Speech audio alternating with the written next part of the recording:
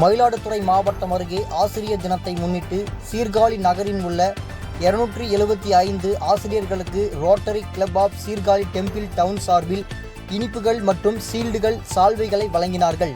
இந்த நிகழ்வில் துணை ஆளுநர் பாலாஜி மற்றும் கோபாலகிருஷ்ணன், செயலாளர் வினோத், இணை செயலாளர் கார்த்திகேயன், பொருளாளர் நாகமுத்து, முன்னாள் தலைவர் ரவிச்சந்திரன், நிர்வாக செயலாளர் வீரபாண்டியன் உள்ளிட்ட பலர் கலந்து கொண்டனர். மேலும் பள்ளிகளுக்கு நேரில் சென்று சிறப்பு செய்தனர். தினமடை செய்திகளுக்காக மயிலாடுதுறை மாவட்ட செய்தியாளர் நடராஜன்.